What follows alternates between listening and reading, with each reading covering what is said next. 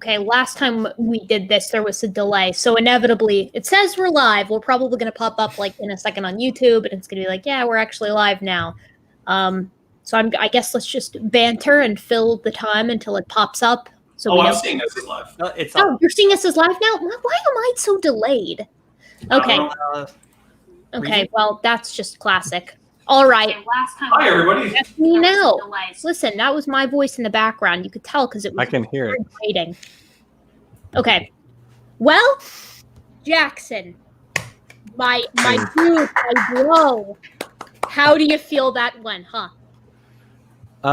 Substantially better than the Anderson debate. I feel like I at least handled myself better in this one.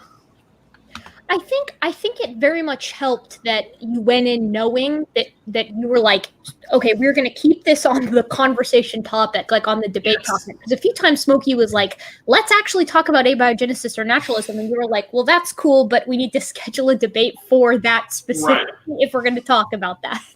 Yeah. And actually, I don't even think you would debate naturalism because I don't think you really care about philosophical naturalism, do you? Like from a debate standpoint, like would you even debate that? I'm like probably not. I mean I'm not a believer, but I no, not really. Yeah, it's one of those things. Like I don't know very many scientists who would actually have that debate. Like, oh, philosophical natural. Like, no one cares, man. Just like whatever you want to believe in. It works we can assume it works, and it seems to work, and that's really about as far as it goes. Yeah, I mean, it's good enough for now. So philosophically, I'm an American pragmatist, so I'm 100% on board with that. Like, it seems to be working, so let's just keep with it. Right. What would you say are the things that I could improve on? Do you have any criticisms of anything that I said or did? I think the only criticism I would have, and I know I'm taking over, I'm sorry, but I'm not going to keep doing it. So the only criticism I would have is basically Smokey didn't seem to understand that phylogenetics is based on genome comparison, and you didn't, I feel like, explain that. He seemed to think that phylogenetics was the same thing as cladistics, and while they are linked and they tend to recover about the same, family tree, they are not the same. And it's true. I mean, I even sometimes mix up phylogenetic trees and cladograms and they look similar, they tell you about the same information, but they're not the same. And I feel like you let him go too long without hammering that home.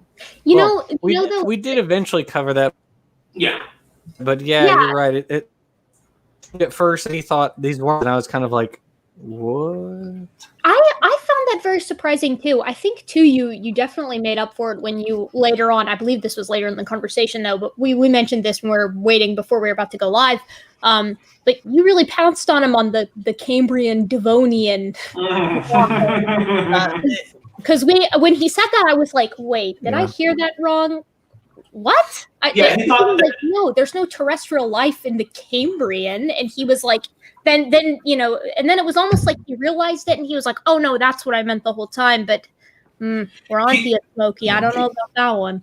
He also seemed unclear about when, stem tetrapods started appearing. Was that in the Cambrian? And it's like, no, like we don't even have osteichthyes in the Cambrian. Like we're in like basal chordate area, right? Yeah. Like, come on. We're talking about a difference between them, like a time frame of 70 million years. Yeah. It's been longer between those two periods than it has been since most of the dinosaurs went extinct. F in the chat for most of the dinosaurs. In fact, being more precise, it's more or less been slightly longer, like a few 100,000 years, basically. I thought it was.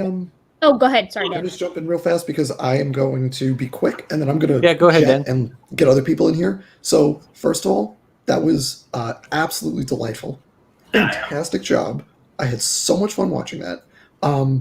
Shout out to the Hillis 1992 viral reconstructing a known phylogeny paper. Yeah. Fantastic. He agreed to that. He agreed to it. He said, when I told him about it, he was like, yeah, that's fine. I was like, yeah. Well, then what's your objection? That's the whole debate.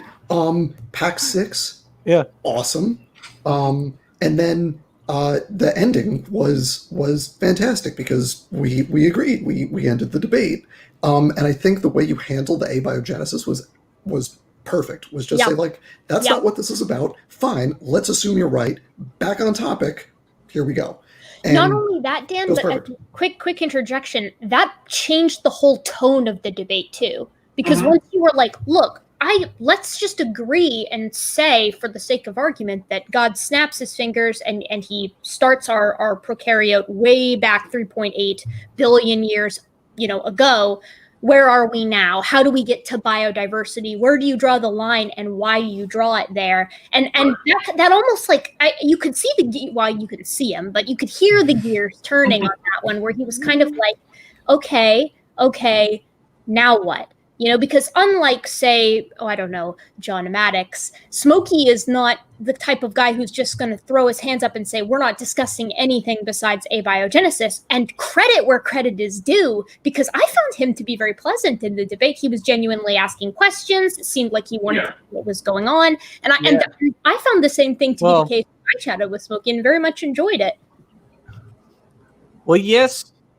All right, I'm going to still could never. I think that's in one way that I failed. Later, Dan. Bye, Dan.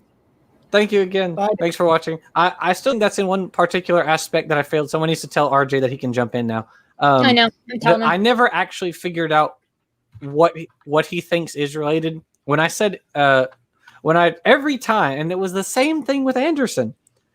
I keep getting people who are. This is the second time I've gotten in a debate on universal common ancestry, and nobody knows phylogenetics. We can't find, no one can find a creationist who's actually familiar with organisms being related to each other. It's all tropes. Yep. I don't think one exists. I don't think there are any of them who actually... Jackson, when listening to the debate, I honestly think he didn't know what Hox genes were. I honestly don't think he knew anything about how Hox genes are. This whole thing reminded me of that meme, like the recent meme that's going around with the astronauts. He's like looking at Earth and the other astronaut standing behind him with a gun. Yeah. And it's like he's looking at it and he's like, it's all phylogeny. It always has been. Phylogeny. TD, get on that. Make that meme. Yeah, I downloaded after the show and make it. Okay, RJ didn't get here fast enough, so CRISPR is now here. I have a question. Jackson. I can drop off and let RJ in. Yeah, okay, Jackson. Yes, Pete. I can drop off and let RJ in, but I would cancel the stream. Jackson, I've got a question because I misheard, but I think it was twice when you wanted to go to some kind of evidence for creationism, and he said we're not here to debate that. Did I mishear? Evidence for creationism. I'm not sure what you mean. Evidence for his position. Oh, yes. Well, I did. Well, sort of. I tried a couple of times to ask him what's the difference, because I said, you accept that Ragavalia is related to Stridulavalia. So, and then I said, do you think all insects are related? And he said, no. And I said, why? What's the difference between connecting these and connecting them? And then he said, well, I'm not familiar with insect phylogenetics. And I was like... Seems like he wasn't familiar with phylogenetics as a field. No, and neither was Kevin Anderson. You can't find me a creationist who actually knows anything about business. Go ahead, Dapper. Oh, I was going to say, even the baraminologists tend to do what in mainstream science would be cladistics, right? Like they're primarily using lists of characters and checking which character is which organism, and then kind of building a best fit tree for that. But are there actually creationists using genetic data to do baraminology stuff? I don't think so. No, well, it's only morphology. It's solely morphology. Dapper. Well, people would consider cows and goats the same kind, so they obviously aren't the same kind. Yeah, well, because people wouldn't tend to consider as bovine and caprinae as the same as coming from a common ancestor, so they're different. Yeah. And don't forget that the antelopes, they're another separate kind. Well, I just want to say that you say that they use morphology and not genetics, but they don't understand morphology either. I mean, you could hear That's it when he said that that you can't use morphology because of convergence. Convergent morphology is always distinguishable on the basis of the morphology. Exactly. You just have to look closely. Exactly. Right? But if you look closely, it's not actually fully convergent. There are always synapomorphies. Well, right? and that's just we tried that with the eyes. We tried that with the eyes. Yeah, and to mark on that too, the Gulo breakage is the exact same way. Like way back when I used to get coffee with my creationist friend, he brought up the Gulo breakage and he was like, "Oh, look, it's in guinea pigs and like I think it's passerines, like some passerines as well." And he was like, "So the Gulo breakage is not unique to primates." And I was like, "But the point is that it's convergent, but it's in a different location and it's broken in the different way. So the result is convergent." The result is convergent, but the process by which we get there, the morphology, I guess, of the genetics, the structure of how it works is completely different. I will say it can be hard to differentiate convergence from homology in very closely related lineages, right? So if you get say two caviomorphs who in separate parts of say South America end up inhabiting about the same niche and they convergently evolve a similar say dental morphology, that can be really hard to just make away, just because they're so close related. Like they're both caviomorph, which is but how do you define a good example as convergent? In the recent literature is that's you can only define it as convergent if it's distinguishable. Right. What I'm saying is that there's two things. There's what we can tell is homologous versus convergent, and then there's what the reality presumably is. And there are cases where very, very closely related organisms inhabiting similar niches, we might not be able to tell which one's which. But if you're looking at choanoflagellates and the choanocytes of sponges. Right, yeah. Like when you have these divergent groups that convergently evolve similar like gross morphology, you back up and you look at it and you're like, oh, this is using a different genetic pathway. The embryological development of these, analogous bits of anatomy is different. They're using completely different underlying, bits of anatomy. It's like the difference between, say, a pterosaur wing and a bird wing. At a gross level, a pteranodon wing looks like an albatross wing for a good reason. They're using them for the same thing. They're doing the long distance overseas flight all the time. But then you look at it and you're like, okay, well, there's the pterosaur is using the fourth finger, whereas the albatross is using digits 1, 2, 3. There's the feathers versus the pycnofibers. There's the pteranodon has the complex, striated muscles and skin and fascia underlying the wing thing, whereas the bird is basically just using muscles surrounding integumentary structures to help, change where the feathers are and stuff. You get those divergent groups. But like if there were another group of very close related animals to albatross that were also doing over ocean flight all the time, could you tell? Maybe not, but it's not as important because they're already closely related. Yep. Right. Exactly. Yeah, and that I don't think he got that. Because I tried. I used the eye example, but and also the prehensile tail of platyrians, like porcupine. Yeah, platyrians versus porcupines in South America. Yes, they're convergent for one feature. Their particular group. You might want to cut your video, Jackson. Sorry. It was just that. You're breaking up, Jackson. Well, it's just that they were only convergent in the one feature. Everything else about them is like unique to their clade, except for that one feature, which Anyway. Honestly, I want to talk a second about the whole eye thing because I really hate this creationist trope that mollusk eyes are wired. I'm just going to say it the right way around, right, where the optic nerve comes in from behind the photoreceptors. And then the vertebrate eye is wired somewhat backwards. And a lot of creationists just go with this mollusks are adapted for underwater vision and vertebrates are for above water vision. Well, then how come the fish eye has the same condition as the mammal eye? And why terrestrial snails, have the same condition as squid? It doesn't actually map correctly.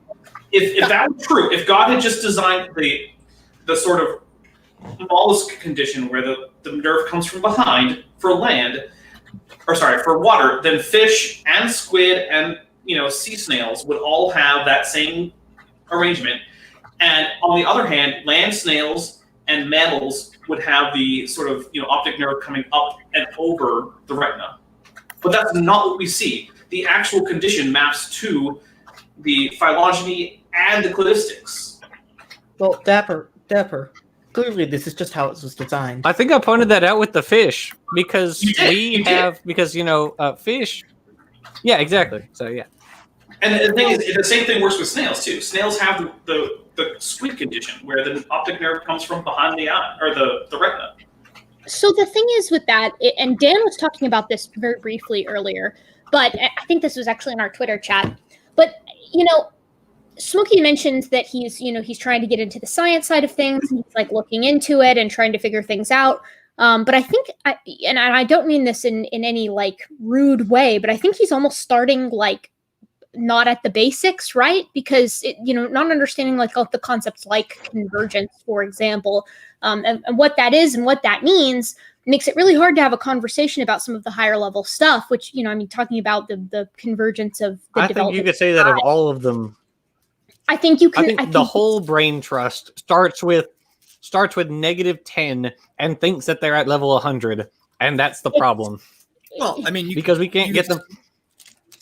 You could see it almost from the start when he decided it would be a real great idea to start talking about ratites, right? I mean, this is just okay. So you're going to talk about them being paraphyletic, all right? So what is the only flighted ratite? Okay, the tinamou. It's the tinamou, right? Which can barely fly. These things kill themselves because they're so bad at flying that they will land on their necks all the time and kill themselves. That's how bad at flight they are. Don't they not have a keel? No, yeah, they barely. They've got this stubby, useless tail that they cannot use as a rudder, so they can't turn. And their wings can barely get them off the ground. They will lose flight and just slam into trees and kill themselves. And they will only fly if they absolutely have to for short distances. So what do you think happened? You think maybe all of that clade was bad at flight and then independently lost flight because they weren't using it? Seems pretty likely. Well, yeah, and CRISPR, you're absolutely right on the idea that they're starting with something like ratites. Like it seems to me like it's a lot of times about the buzzword that can be kind of weaponized or attempted. They attempt to weaponize like literally nomenclature, right, to make it seem like they're more informed on the topic than they are. I think is something that happens quite a bit. That's the classic example of that is like anytime you talk genetics with a creationist, or almost any time, you very quickly find out that the basics are missing. Not yes, it's like a ribosar or any of the macromolecules and what they do. We all saw the picture that Dan posted earlier this week of the Mendel the Punnett square, which was just wrong. Oh my goodness! This is Jensen's book. This is Replacing Darwin, and Nathaniel Jensen has a Punnett square that is not even wrong. It's like completely incoherent, silly. Yeah. Look, I have a story about this, right? That was to the point, briefly, Dapper. That Punnett square was to the point that I was like, it's got to be a typo. Like, that was the first thing I was like, it's so wrong. Hopefully. But there are like a bunch of them. I would have loved to have circled all of the squares that were wrong. It would have been almost all of them. Guys, I have a quick story, right? So I have a very good friend of mine. And she is not into any STEM stuff at all, right? Like I try to talk about any of this stuff, and she's just like, no, forget it, right?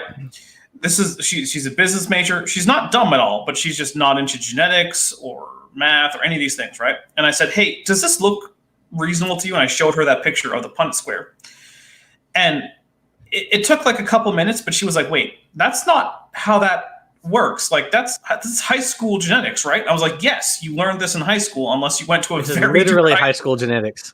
And she's like, yeah, that's not at all right. And I was like, yeah. And she's like, where is this from? And I was like, creationism. She was like, oh, okay, there you go. It's like, yeah, they can't get high school genetics. Like Mendel is several steps above this level of scholarships. Yeah, well, I mean, you need look no further than the fact that the ones that do understand the definitions of things, or like a lot of the basic stuff, like don't jump down the throat just yet. Like Sanford have to then change the definitions of things to get it to work with the point that they're trying to make. So the second they understand, this is just what you see. The second that they understand it is when the definitions don't mean what the definitions mean. Right. Well, it's like Dan's been going on about. Oh, sorry, Chris. Well, I think that it's sort of illustrative of the broader problem here, because I think that people like Sanford and Jensen, they know how these things actually work, but they're working quickly with people who are idiots, and they put this stuff together and they just pass it around, and nobody they're showing it to understands dick about any of it, and so obviously none of it gets caught. Yeah, and I mean, it was probably we definitely saw that with the Sal. CRISPR, did you see the Sal Cordova debate with Dan?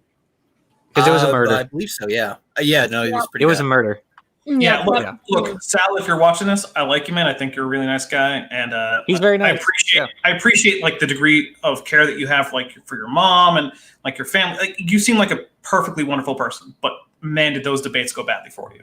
I'm just gonna say. Well, the thing is that and again, I like Sal very much as well. I've been engaging with Sal for a couple of years now on the Debate Evolution subreddit and of course here on YouTube. But the thing, Sal is the prime example of this. He starts his presentation and he has to begin his 10-minute opener by changing all the definitions so that what he says next can make sense. And anybody I forget who said it, but if you've taken high school biology, you know what fitness is. So the second that comes up, you want to like slam on your keyboard and suplex it out the window, because you're like, whoa. We don't even have the keys in the ignition yet here. Right. Yeah. Let's not forget he also likes to pump up Sanford's credentials. Did he? I don't remember that. Oh yeah, he like both of his debates with Dan, he was pumping up Sanford's credentials a lot. Well, I mean, several minutes. Sanford is his boss, right? I get it. Sure. Yeah. Like, I'm not gonna say, oh, you have to be much more skeptical of Sanford. Like, he's the one who's basically paying you for your work. Fine. But when you have to do things like just redefine fitness into something that has nothing to do with why it's relevant in evolutionary biology, you've already lost the argument. Yeah, I mean, it's a tacit admission, right, that you can't work with the standard definitions because you will be Homo habilis. Homo habilis, and I'll show up at the diva. We're talking. That's a story for another time. So this is an analogy I've made before, right? Like, okay, let's say your team doesn't win the Super Bowl, and your objection is, but over the course of the last season, my team had more running yards. Okay, great.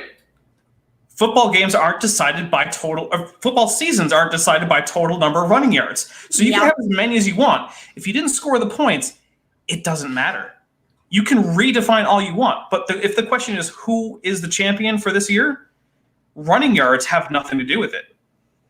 Yeah, well, that's the thing that we get in creationism a lot, is that they just come up with other metrics that they just want to use because it works better for them. Well I do think it is significant that none of the definitions were changed in this. We just didn't. We got like explicit dismissals and denials. And what was the one thing he said? He said, "I don't feel that that's true." Wasn't that something he said in it? Yeah. It's like, well, that's great. I mean, I feel that that's false, or something like it was something to that effect. Where I repeated it because I was like, did he say, "I feel that that's false"? Well, I love that. I was like, is this legit? Like, feels over reals? Like, I'm pretty sure Smokey is like he comes across to me as the kind of guy who would really like make fun of someone for using a feels over reals argument. So it's like, the fact that that's what he said kind of it surprised me. I was like, whoa, because when you said that, Jack, I was doodling a thumbnail for tomorrow, and I was like, what? Did he just say like, I pulled up the chat and I was like looking at the chat and I was like, oh my god, wow, okay, like, but I didn't look at the chat at all because after I looked at the chat briefly during my Anderson debate and it was condescending as crap, and so I decided I'm just not going to look at the chats. Was it approving? Was it largely creation? Yeah, it was a positive chat today. I mean, Jungle Jargon was in there, but Jungle Jargon's always in there, so. Sure, fair. With his usual brain damage. Yeah, he was in there. Jungle getting- Jargon was on repeat with his information, and you can't explain, and so that's basically his only argument. Yep. I think my Ragavale you guys- example you was guys know very that- well placed. You guys Yeah, know I that thought the so, jungle once claimed to have had rabies, right? Wait, did he Yikes. really? Really? I mean, Yeah, people get rabies. That's not crazy. Like he could Sure, have had yeah. rabies. No. I'm sorry. I should specify. He claimed to have survived the full course of rabies. Oh, like he had symptomatic rabies and he survived. Yeah, that was the claim. Okay, so Mhm. he's The one of. second you're symptomatic, it's done. The No, second well, you're okay, symptomatic. Eric, No, that's there've not- been like 3 people. Like there, it Really? had. Has it really been? Yeah, They suffered the severe. so-called Minnesota protocol. They Oh, I didn't know that. yeah. There have been people who survived symptomatic rabies, but they suffered severe brain damage. So No, hey, that's actually not true. No, Oh, is it the not? people who survived generally they're okay. I mean, the couple examples maybe I where was they wrong. talk about the Minnesota protocol, but the thing is that all of the current evidence suggests that it's probably not actually the protocol that was saving them. It's just extreme amounts of luck. But God. So That's wild. I didn't know that anybody had ever made it. Like once they're symptomatic, I didn't know. there have been a anybody- few. There have been a few. statistically, you get symptomatic, you're done. Like Yeah, basically. it's one of those things where it's like less than 1%, right? Like, oh, you think that I catching think there have been. the I Black think Death there have is been bad? like Well, wait till you get symptomatic rabies. Yeah, It- if you get it's symptomatic under- rabies, you might as well just. it's far under a dozen in all of recorded history. Oh yeah. So I guess I can't say it's impossible, but my question is, where's your case study? Because there should be a case study. Yeah, so it's funny that you met my dad. I just looked up and muted myself because my dad walked in. He's an MD, and he goes, "You guys talking about rabies?" And I went, "Yeah, we're talking about rabies." And he goes, "Don't want to get rabies." No, you do I was not. like, "No, really?" Actually, Listen, but when I was supposed to go to Malaysia, because I mentioned this in the chat earlier, but I was supposed to be in Malaysia for 3 months, but the virus deep sixed that for my master's degree. After And Erica's trip to Malaysia. Yeah. Seriously. Don't get me into it. I'll get depressed again. But I had to get all my rabies shots like for that, and I it was super expensive. It was 3 different injections over the course of like 3 months. It was like a whole ordeal to get it done. And now I'm like, I almost feel obligated to go there now because I'm like, I need to go somewhere where rabies is rampant so that I get my money's worth. But it was funny because I was Hang out with raccoons. yeah, well, yeah, I guess so. I was talking to my field site manager at the time, and I was like, man, like, do people really, do the monkeys really, like, get at people like that? Is that why? And she was like, no, it's not the monkeys, it's the stray dogs. And I was like, oh, Yeah. that checks out. Yeah. Well, actually, so Big yikes. you know how the idea is, generally speaking, any mammal could get rabies. Right. I've always kind of wondered what happens if like a whale gets rabies. Like, what does that look like? You see a rabid whale, and you make your peace with death. Is what rabid whale. The hydrophobia would be really interesting. Yeah, exactly. Like, what do you do? You're a whale. Where are you gonna go? I think they solved that. They all go to the Bermuda Triangle and sink ships. Maybe that's why they beach themselves. Whales Oh. that beach themselves are just whales with rabies. Yes, every beached whale is just a rabid whale. We should stop saving them. We should put them out of their misery. Hey, well, I'll be. I'll Hey, we see definitely- myself out. You know what? Definitely just could saying not that stuff whale them with stuff- dynamite and explode and detonate. No, it. yeah, do not do that. That has been proven to be a bad idea. Oh my god! So one other thing I wanted to like briefly touch on, I guess, is with the whole debate. First of all, I want to say I don't think I said this at the beginning, but I felt like it went really well. I think that you, even when things were getting like pretty passionate, Jackson, I felt like you kept yourself very on the level, and you were like, hold on. Here's what we're talking about. Here's my point. And it took a couple of times, but I think Smokey like came around to getting back on topic, in general. But I don't know. I think that a lot of these kinds of debates would be well served. Like, I don't know. I can't speak for the rest of you guys, but whenever I'm talking or planning on talking to someone in an area that's like not in my depth, I literally spend like 3 days prior, a couple of hours every day, like brushing up on it because I don't want to like waste the other person's time if we're talking about something that I don't know jack about. I want to at least be on a level where I can understand what it is that they're saying. And like we said earlier, I just don't think that that's something that creationists do, or I think that they overestimate the level of basics that they need to address. I think that's what it is. I think it's exactly. Oh yes, I think so. Yeah, really. So I agree both with you that it really didn't get too heated, and I was very glad for that. About the only time I kind of felt like it did, I put my hands up and I was like, just chill a little bit, and things kind of got back to normal. But I think you're also right in that they will not put in the effort to actually understand your position. They will read whatever the literature is. They're physically unable. That they have. If they don't already assume they know the entire topic, the entire field, even they will like briefly glance through a creationist paper at AIGI. They will not look at the technical literature. They won't look at any experts because I actually cited like Irwin, who's a Cambrian expert. Oh, okay. So I thought we lost you for a second. We did, but you came back to us, Jackson. Thank God. No, I'm sorry. My internet is suck. My internet is hashtag suck. No, we know. One thing I want to issue as a challenge to creationists, right, is before a debate, go to someone who accepts your opponent's position and explain their position to them such that they will say that you have given an accurate description of their position. If you can't do that, you're probably not ready to debate that. And the thing is, I don't think any creationist can. Well, the thing that bothers me too is that this kills me, and I know everyone here is familiar with sort of this breed of creationists, this modern breed of them, where it's like they're like paper collectors. So they collect papers that they think support their opinion. Then you have someone with any background, you go and you look into the paper, and I feel comfortable saying probably 97% of the time it does not say what they think it's saying, and the other 3%, it's either from the 80s or the author has recanted their position. But but here's the thing: if they do that, they will point to that paper when you're online and when you have no chance of rebuttal, because you can't just drop out of the debate and go read a paper. That's impossible. So it is a strategy that helps them win. I mean.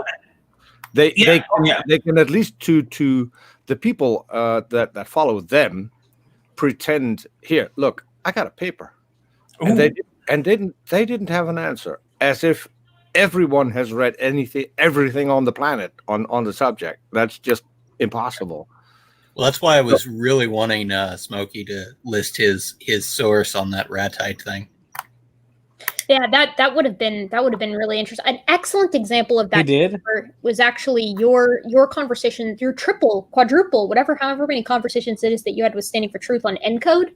Because before my first or second conversation with Standing, I actually listened to all of those while I was cleaning out my basement. And my condolences on that. It was quite I actually really enjoyed it. I thought it was a very interesting conversation. Standing is a good conversation partner. I'll give him that. He is, and Standing is he's a great guy. I enjoy talking to him. I disagree on every possible level with what his positions are, and very frequently what he uses to support those positions, because I don't think they very frequently say what he wants them to say. But yeah, and when I was listening to your conversation, when you broke down ENCODE to the barest, most itty-bitty little particles and components, and you were like, look, I know people that are actually just in this field.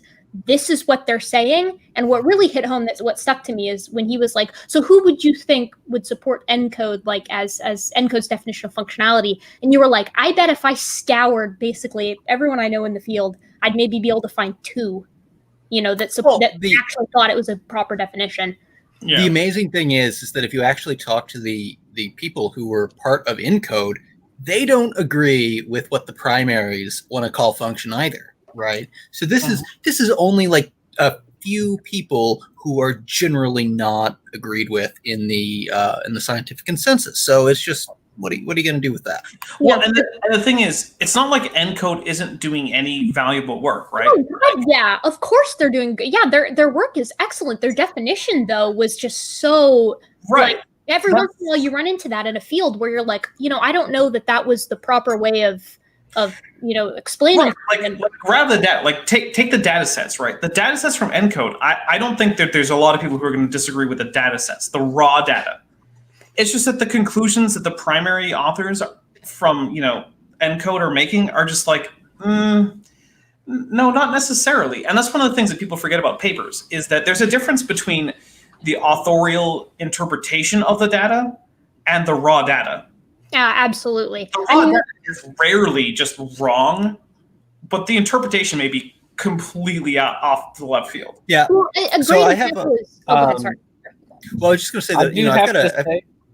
My internet is crapping out, and so. Boo. Oh, can So I I'm going to get a little bit about? It's going to kick my internet is. We love you, Jackson. You killed it. Indeed. Yeah. Maybe I can rush out the citation bit. Thank you, but you guys are like. Okay. And Jackson, you have a comment on what I said regarding the citations? Real quick before, but I just want to say thank you for using some of the stuff I gave you on with like the slides and whatnot. I really appreciate that because when you did it, I was celebrating a little bit. I'm gonna use some of the arguments that I helped you work on. Absolutely. Sorry. And TD, what were you? Like when you were bringing up did. citations, Absolutely, you did. Yes, you did. Yeah, like I think you did that excellently, and I think he was completely lost. Oh, and like it ultimately went like he was like he would be fine with it, but he just doesn't see the evidence. Where I'm like, dude, we have fossils just completely documenting that transition in the blowhole. That's like, well, okay. He doesn't accept any He doesn't accept any morphology. Period. And I was like, what are you talking about? Yeah, and I think it was you that it was somebody that made the tweet with like, the nasal bones in us and like dogs where the nostril is. Yeah, those are basically the entire front of a whale skull. Yeah, because they moved with. Well, and you get similar things in dinosaurs versus avian and non-avian fossils. It's in the embryology also. Mm-hmm. Yeah, it's in both the fossils and whale embryology because the nares start at the front and move up to form the blowhole. So it's like this is irrefutable. What are you? Jackson, you can't use embryology because Ernest Haeckel did a thing like a couple of decades ago. So which he barely did. Oh my god! Also, which he didn't do, which is also a complete myth. Yeah, Jackson, no, by the way, if you've actually seen a whale skull in real life, it's very impressive. It is. I know. Or like ADOC. It is. Yeah. The transitionals are incredible. Jackson, I gotta say, Waximus1 has figured out why your internet is bad, and so there you go. He's got it figured out. No one say that. I got demonetized last time for using that word. Prawn is what we're calling. Prawn? Yeah, like, I mean, hey, you know what? You throw prawn on the Barbie, and they're delicious. Yeah. I mean, I'm probably right. I've got a whole bunch of tabs running in the background. Hey. Oh my God. Quote unquote tasks. Well, thank you. Thank you for having me on. Thanks for watching the debate, guys. Oh, has the number turned into a winking face yet? Hey, that just means next week you have to watch my debate that will probably happen with Batman versus Mr. Batman. Right. Oh, you have to watch Erica's debate tomorrow. Yeah, I know. Yeah, I tell you, I'll tell you something about Batman is that his brain damage is contagious. Oh my God! So I'm hoping to be able to inoculate myself, and so today James actually contacted me. He was like, "Hey, do you want to do creation versus evolution with Mr. Batman?" And I said, "Kind of." And I sent him like a screenshot of our conversation, me and Mr. Batman, on YouTube comments about setting up the initial debate, which was supposed to happen Saturday, right? Right, Erica? Yeah, it was something. Oh my God! When we were having okay, background for everyone. I was modding for this debate between Dapper and Mr. Batman, which was happening over on Dapper Dinosaur's channel. And so I hop on and me and Dapper are like, "Where's Mr. Batman? We don't see him anywhere." And then Dapper can pick up from there. I won't hijack your whole story. Oh, so the previous Friday. So to back up a little bit. Mr. Batman observed the Sabbath according to the Jewish tradition on Saturday, where it starts Friday at sunset and ends Saturday at sunset. And you know what? Hey, that's fine. That's great for you. So Friday morning, and I mean like 3 a.m. my time, I sent him a reminder on YouTube and I sent him an email. Or no, I didn't send him an email. I called his phone because he had posted a video with his phone number. So I left a message, right? On Friday. Saturday, I left a message on his phone. Or not Saturday, Sunday morning. Because it was supposed to be on Sunday. That's now that I'm remembering. Just nothing. So then Erica and I, we go onto a StreamYards link like this, but on my channel, and we're just like, where is he? And like I've got the whole like chat on YouTube, because it was just in public YouTube comments that we set this up. And I'm like, I reminded him on Friday, I reminded him this morning, just nothing. And so then as we're about to, like as we're scheduled to go live, he goes live with an AMA, an Ask Me Anything, where he's taking questions from some, like, I don't know, Christian Discord server. And like, I don't have any problem with having a Christian Discord server. It's just like, it was some obscure server I'd never heard of. He wasn't watching his own live chat. And I'm just like WTF, man.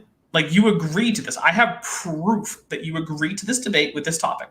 So anyway, today, James from Modern Day Debates, like, oh, hey, do you think you would like to do a debate with Mr. Batman on creation versus evolution a week from today? And I said, yes, if it is the topic that we agreed to, which is, are birds dinosaurs? And I'm just going to say that, like, did birds evolve from dinosaurs? Because I'm perfectly happy, defending the actual evolution of birds from dinosaurs. Because I've already done we don't have to go into the evolution debate with Kent Hovind.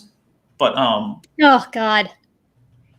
Yeah, hey, if you want to see Kent Hovind admit to not knowing what a dinosaur is, go to my channel and watch the debate where he admits to not knowing what a dinosaur is.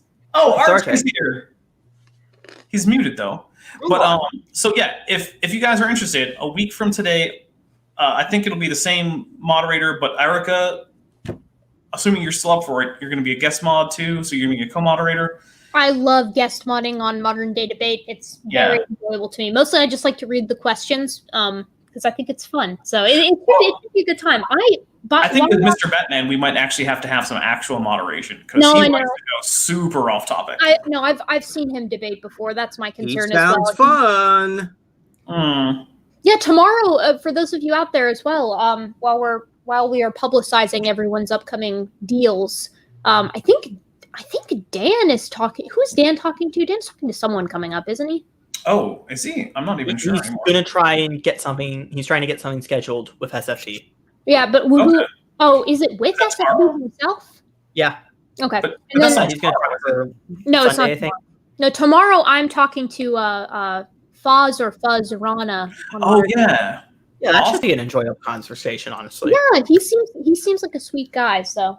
Yeah. Fuzz is nice enough. So Foz does seem like a sweet guy, although I will say, like, I listened to maybe 4 hours worth of Foz Rana content regarding human evolution today, and it kind of made my head want to explode.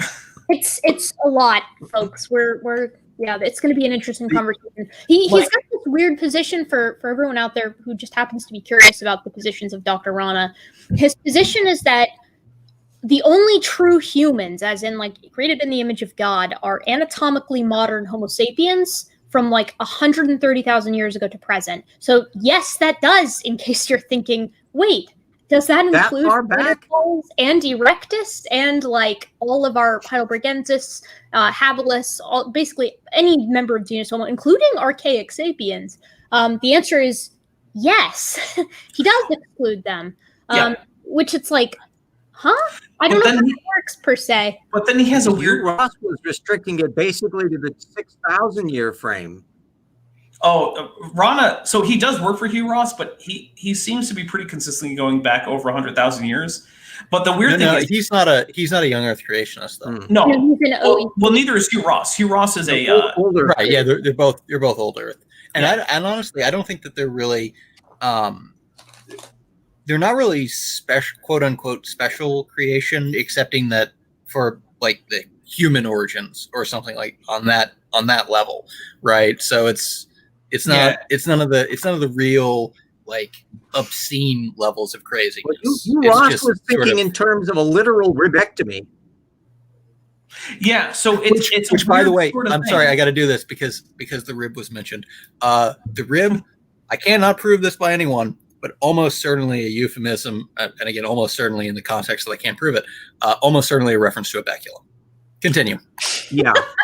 I mean, I haven't heard that as a euphemism in Hebrew. Although I will say, if you've ever seen, or if you've ever read the book of Ruth in the Old Testament, where it says that Ruth slept by Boaz's feet. Feet was in fact a euphemism for. They used a lot of euphemism.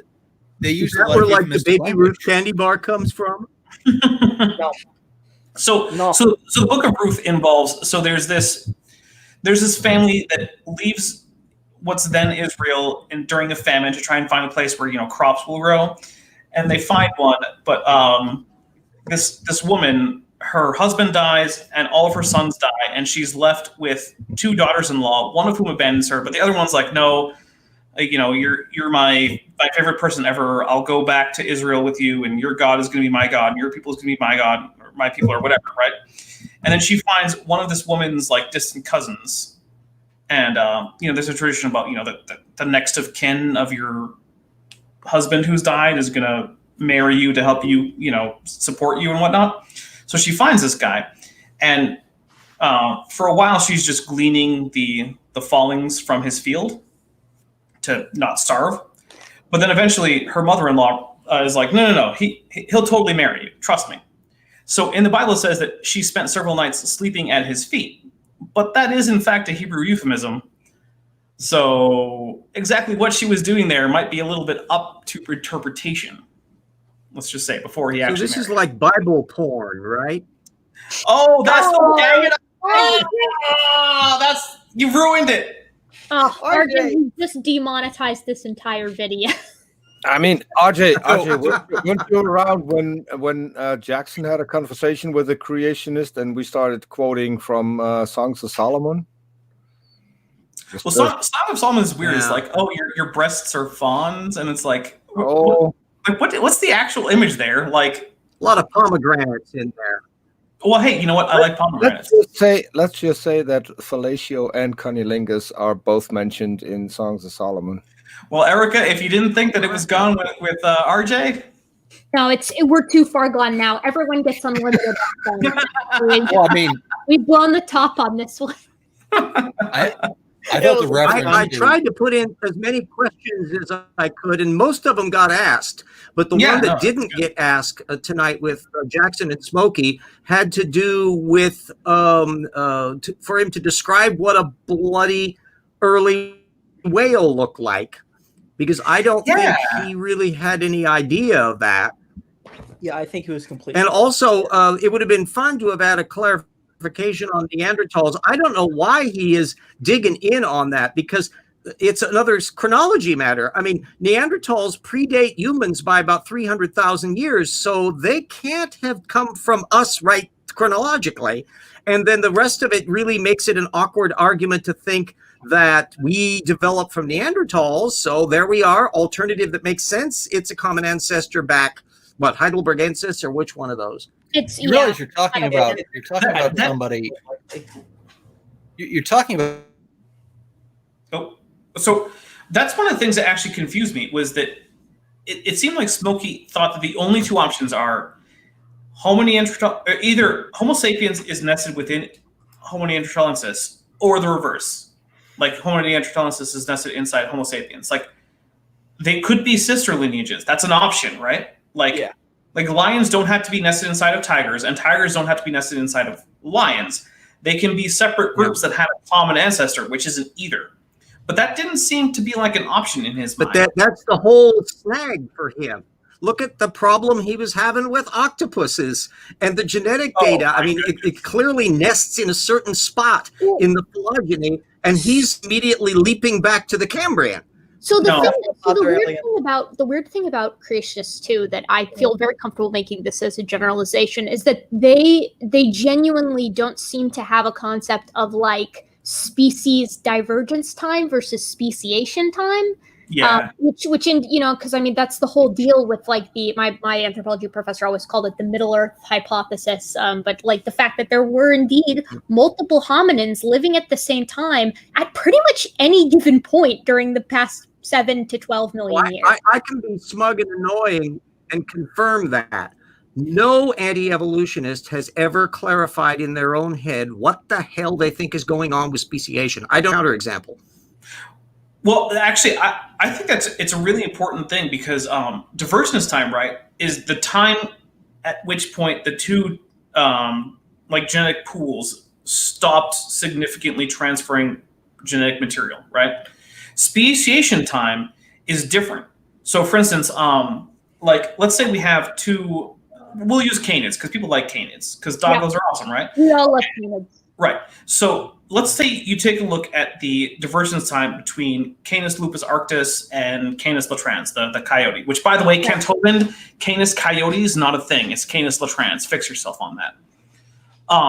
There's going to be a difference, right? But then you say, okay, what about speciation time? Well, that's a little bit complicated because coy wolves are perfectly viable organisms, and Canis rufus, which is the red wolf that exists in parts of the southern U.S., is basically a hybrid species between Canis lupus and Canis latrans. So you get different answers if you look at speciation time versus divergence time. The divergence time between Canis latrans and Canis lupus is pretty significant. But have they speciated? Not if you're going to use the reproductive isolation definition. No, and you can't use reproductive isolation as the sole because species are arbitrary. We can all, I feel we can all agree on that. Species, species do not exist. Right. Okay. Really, Populations exist. Mm-hmm. Life is a pure gradient, plain and simple. And so what you've got is humans who we love categorizing things. It's part of why we're here. We're really good at compartmentalizing information. But we look at things and we're like, okay, usually species are separated by reproductive isolation, but it can also be geographic isolation, and sometimes it's just morphologic novelty, like in the case of, at least in part, Neanderthals. Or even what time of day they need to mate. Oh, actually, my favorite example of morphological isolation. Some insects will diverge by a tiny variation as to when they mate. Well, so my favorite example of morphological isolation is in snails, right? Because snails undergo, actually, this is all gastropods, right? So snails and slugs. They undergo this function called torsion, right? So in embryo, a huge amount of their like basal bilateral symmetry gets twisted about 90 degrees. That's why you get the whole snail shell that goes to one direction versus the other. But the thing is, snails are true hermaphrodites. But in order to mate, they have to meet side by side, one facing one way, the other way facing the other. So they meet like face to tail, right? And mate. But it takes a very small mutation, it's basically a point mutation, to change the direction of torsion. So you get in certain places two essentially identical species, but their direction of torsion is reversed. And they are morphologically precluded from mating with each other simply because of which direction the torsion goes. Do they all speciate at a snail's pace? But that's one of those things where it's like, just trying to get this clear. Yes, but that's one of those things. It's like to become mechanically isolated, it can be just as simple as like a point mutation in snails, and that's just a gross morphological difference. Like there's no genetic incompatibility. Like if you took, the ova and the spermatozoa from these two different species, they would be perfectly compatible, but they literally don't mate because when if they were to try to, they would end up not lining up. Well, which I mean, Juby might like.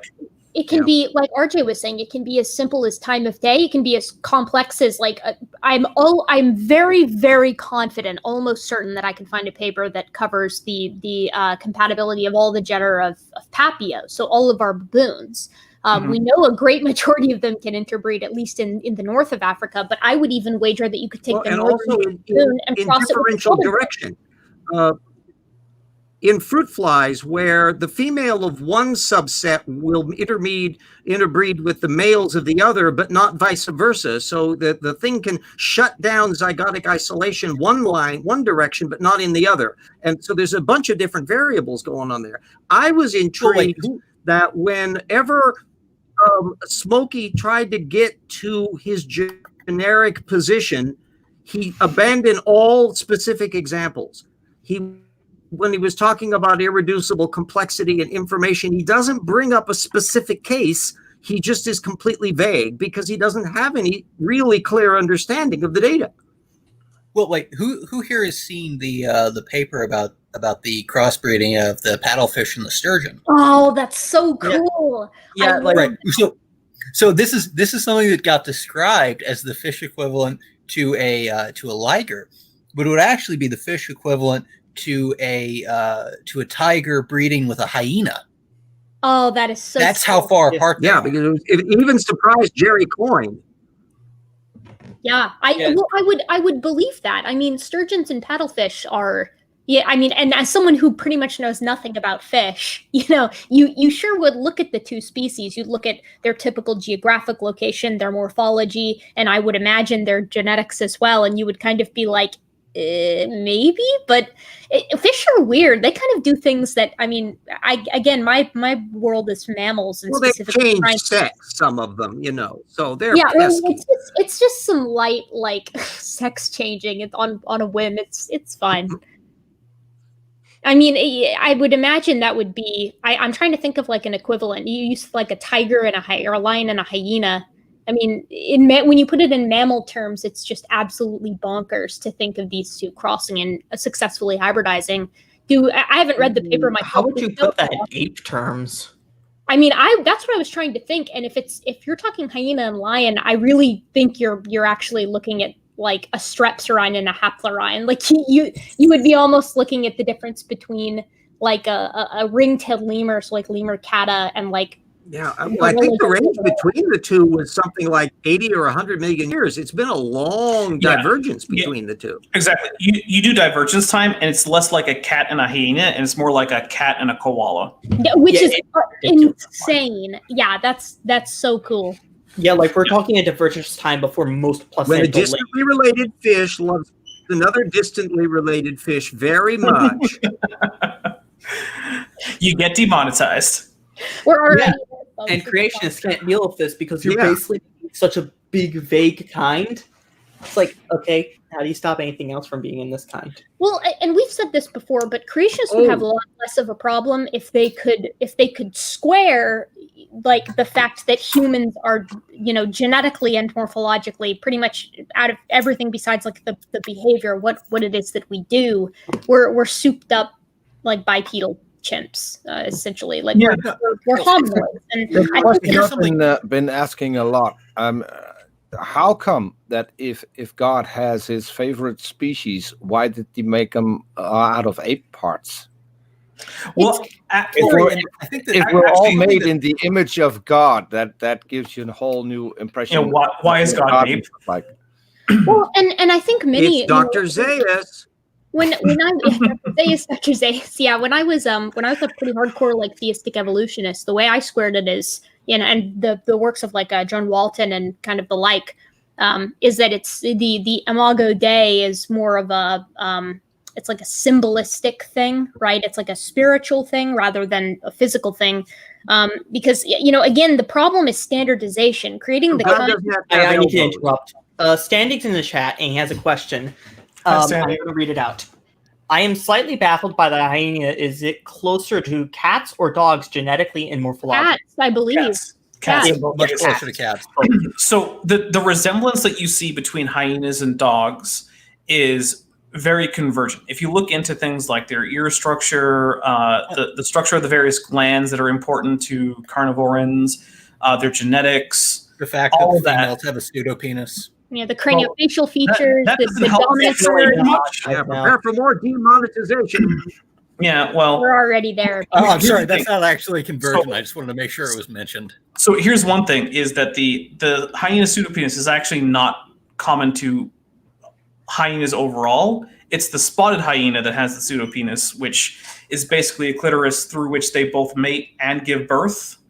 So hey, ladies out there, be happy you're not a spotted hyena, because that doesn't sound like fun. Well, the interesting thing about spotted hyenas too is their dominance pattern is not just unique in that the female is dominant to the male in their interest or intersexual relationships, which that's not uncommon in mammals, but it's not common, I guess you would say. Usually co-dominance in some of those carnivorans is what we see, because they just don't live pack dominant. They don't live in pack groups very often. But more specifically is the sexual dimorphism, where it's almost unheard of in mammals, like especially terrestrial savanna-dwelling mammals, for the female to just be bigger. You know, I mean, that's not like something that we see a lot. They just keep the males around, because they need them. Well, but otherwise, back off. Well, interestingly enough, the paper that I'm working on right now for my thesis is on the pressures for monomorphism in primates. So, like, why is it that gibbons and the callitrichids and some colobus monkeys and some spider monkeys, some of our platyrrhines, why is it that they've evolved dimorphism and then they've re-evolved, quote unquote, monomorphism, where the sexes are the same size canine teeth, things of that nature. And it's a really weird thing to look at in primates, because they express these really weird, like, complex social patterns that other mammals don't. But the point is that even with the sexual dimorphism and the social pattern relationships, we see those two things popping up, like, not necessarily related to one another. So it's curious that we've got female favored sexual dimorphism and female favored social systems in spotted hyenas. So, Erica, just a quick question, a suggestion. After you finish your thesis, and fingers crossed you get your PhD, perhaps do a stream where you read out your thesis.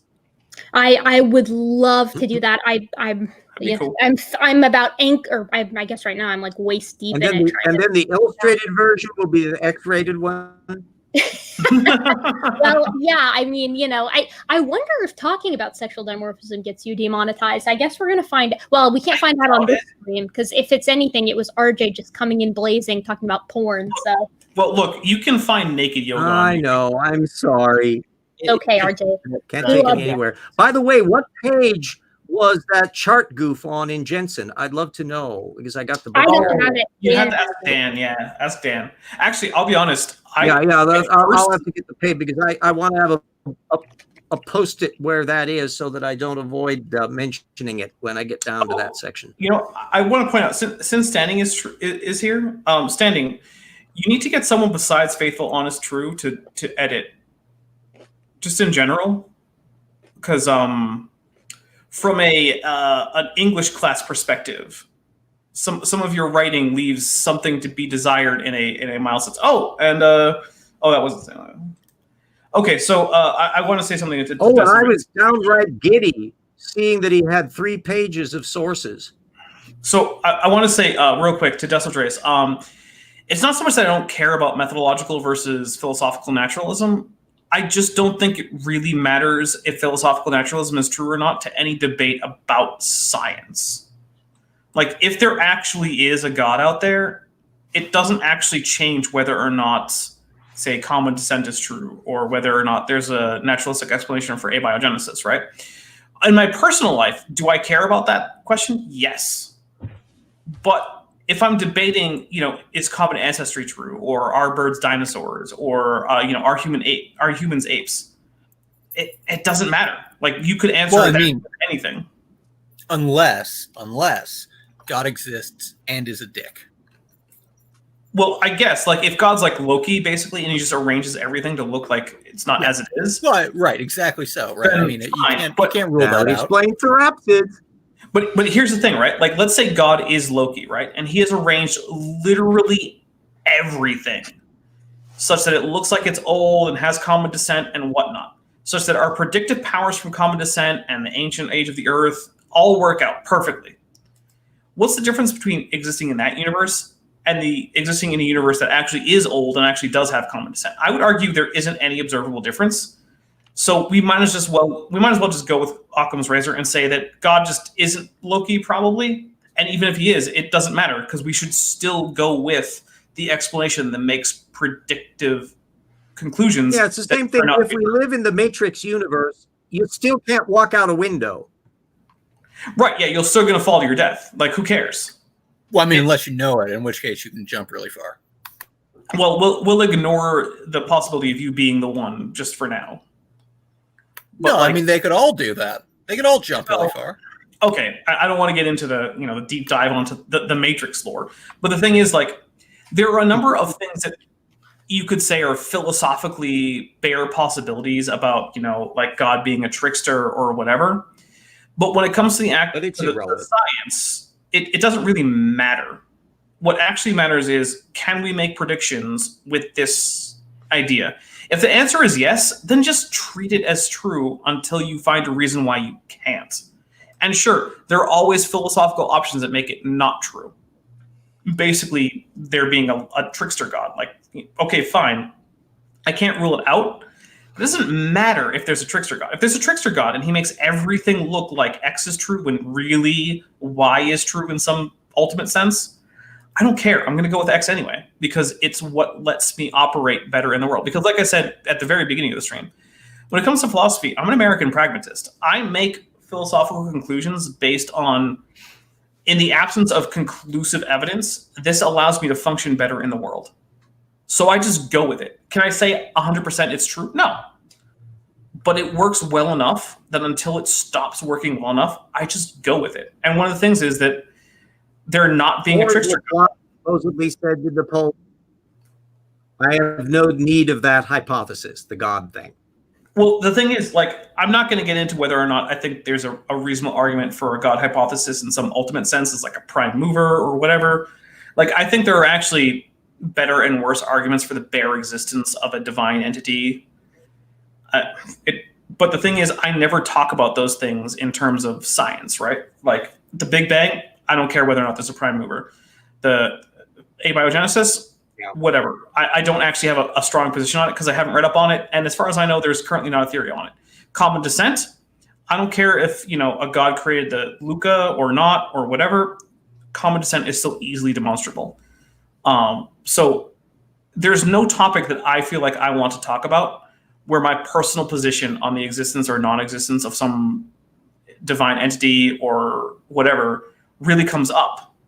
So for the purpose of topics I'm going to discuss on YouTube, I don't care. Outside of YouTube, yes, I care. No, I absolutely agree with you, though, because, I mean, for myself, I mean, I really only care about the bits of evolution that are sort of between, let's say, a billion years ago and about 1 million years ago. If you want to argue about stuff outside of that, okay, well, I mean, whatever. I mean, and that's fair too. But if you accept all that stuff in the middle there, then okay, that's probably enough that everything that really matters can be taught in public schools, and we can just get on with our days, right? Yeah. So, well, and another thing so fascinating about Smokey is he really couldn't think about that huge swath. There's very little data points in his set on there, which is why he couldn't apply it to anything. He was still trying to go back to a vague Neverland Cambrian-ish thing when something or other was happening with something that was or was not an octopus. And that's about as far as you could go with it. It's very annoying. The thing with the Cambrian kills me too, because the Cambrian, the whole concept of that being like any kind of linchpin for evolution, like, has been, basically unimportant for the past decade and a half since we've been pulling up Ediacaran fossils like by the truckload.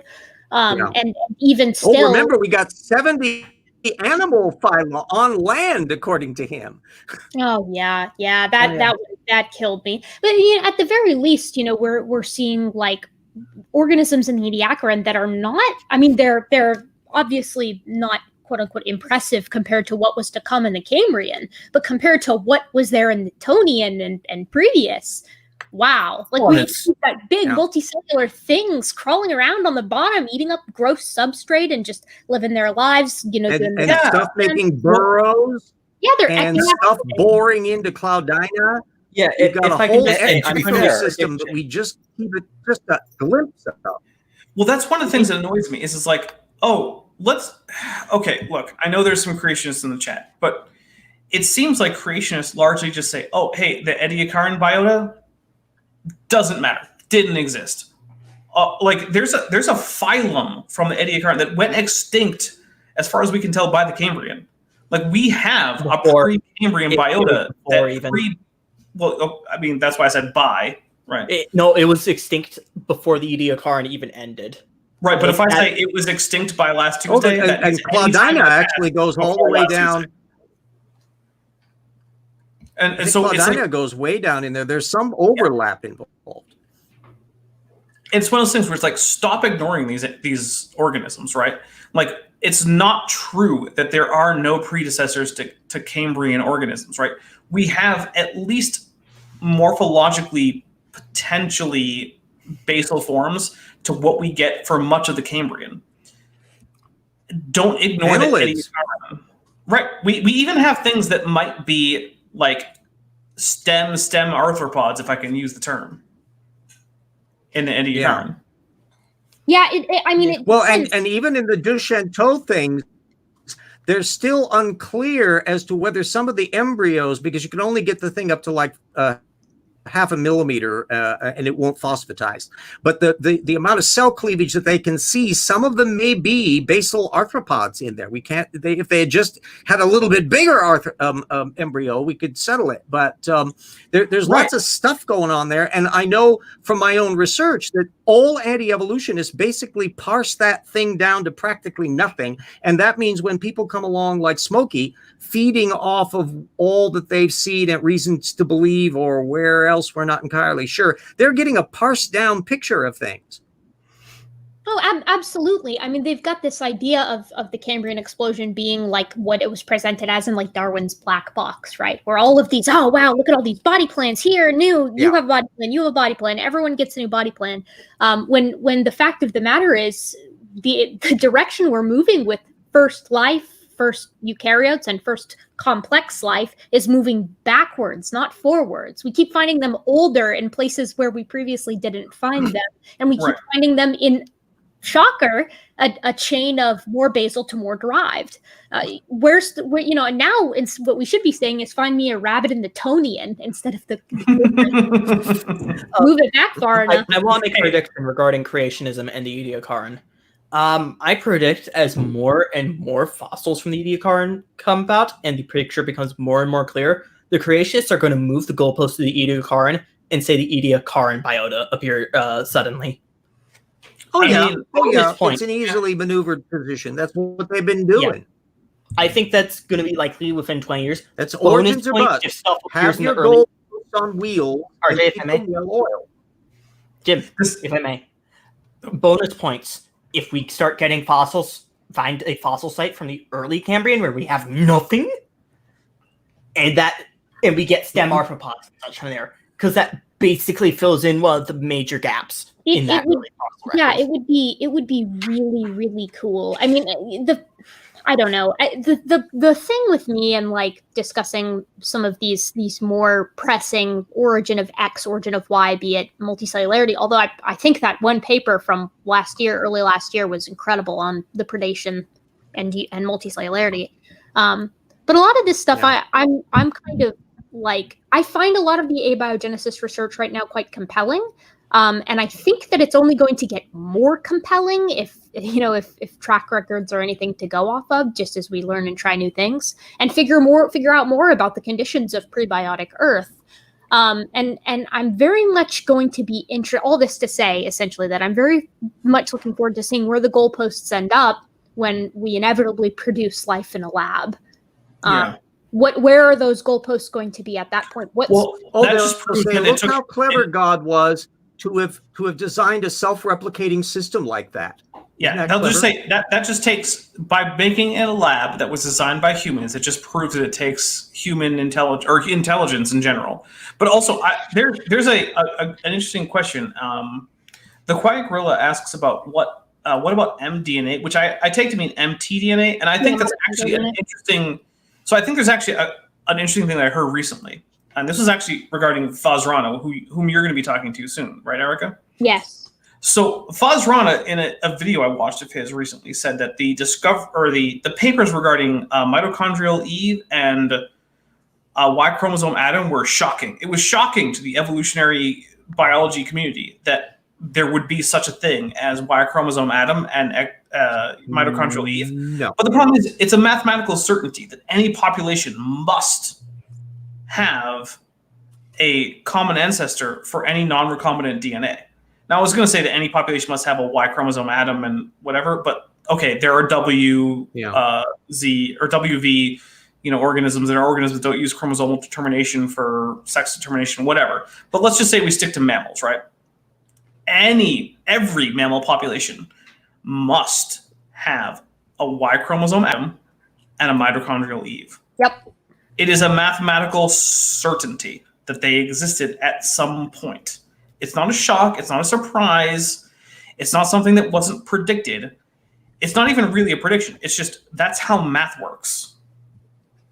Well, and it's how population genetics works. You know, I mean, you can look into some of this stuff, some of the anthropological communities, kind of chatterings and conversations, and they're very much not like, most of them are very much not happy with the fact that we do call them mitochondrial Adam and mitochondrial Eve, but not for the reason that many creationists think, which is like, they're confounded by the very fact that there are, the progenitor couple, quote unquote, never mind the fact that they were completely different, like they're separated by centuries. But they also change millennia. Yeah. Yes. And the thing is that anthropologists are like, it gives people the wrong idea. It's misleading. That's why they don't like it. And I think it's a bit misleading too, because a lot of times, you'll talk to someone and they'll be like, didn't they find mitochondrial Eve though? And you're like, yes. What are you implying exactly? Right. Yeah, if they call it mitochondrial Edna and Y chromosome Mort. Well, look, if COVID, when that happens that to me, I usually bring up, can you please give me the definition for mitochondrial Eve? And then they will say that it's the common ancestor in the female line. I then try to point out that it is the most recent common ancestor, which implies that there are older ones. Right. They like to leave out. Mitochondrial Eve was not the only female human that existed in her time. No, of course not. I mean, we can actually. The interesting thing is they've been able to trace the actual. So, science is objective, and I've got an objective meme on whether on what's the best amniotes. Okay, share it with this TD. Oh wait, actually, I share it, don't I? Broke early. Oh man! By the way, mammals. That bottom picture reminds me of the time that I met Bill Ludlow in person at the Mesa Science Museum, and he had that next to some of the earliest synapsid ichnofossils that have ever been found, and he found them. And man, me and Benthoven had a great time talking to him, and we talked about his debate with Kent Hovind. And every time I see that picture, it reminds me of Bill Ludlow. And it was great to have met him. Yeah, we love Bill. What a guy. Bill was a great guy. Yeah. Well, what do we think? We're at about an hour and 20 minutes. Yeah. Are we ready to call it? What do you think? I mean, I don't care either way. I'm good to go for another 40 minutes if you want. I'm also good to just call it. Let's dunk on Maddox and go for an hour 15 hours. Oh my God! No, listen. You want to give Maddox credit for being an hours. Maddox is the epitome of masculinity when he hosts those 20-hour streams. I honest to God. But the thing is I've gone through I've run my first through some of them, and a lot of times it'll be Maddox for 2 hours, and then it's Jungle Jargon and Notangelo for 14 hours. Okay, there's actually that has been closed off by me. You're not allowed there anymore, Peter. All the creationists left, and I was there sitting with another atheist, and we talked about, so what do we do? Do we take advantage, or do we do the right thing and just jump off? Peter, let me definitely get them demonetized first. Yeah, let me ask you a quick question. I saw you there with Shadow Dancer at one point. How was that?